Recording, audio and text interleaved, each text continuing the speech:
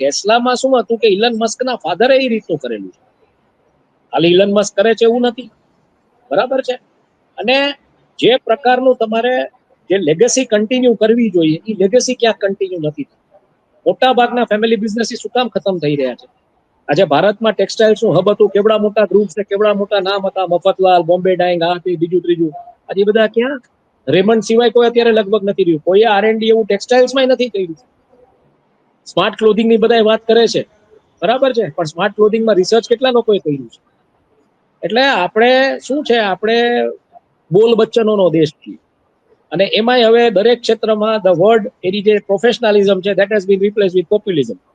એટલે રીલો બનાવો, મોટી મોટી વાતો કરો, લાઈક શેર સબસ્ક્રાઇબ કરીને મને ફોલો કરો કારણ કે હું મહાન છું. આ જ આવી ગયું છે. પોતાની જાતને અહમ બ્રહ્માસ્મિ જે માનવા માંડ્યા છે લોકો, એટલે એમાં પાયટ જેવી પ્રોડક્ટ બનાવી બહુ અઘરી છે, BYD જેવી. પણ મને ક્યાંક વિશ્વાસ છે કોક એવી એક જનરેશન ઉભી થશે ને કે એવું કંઈક કરશે. Let us weight and watch.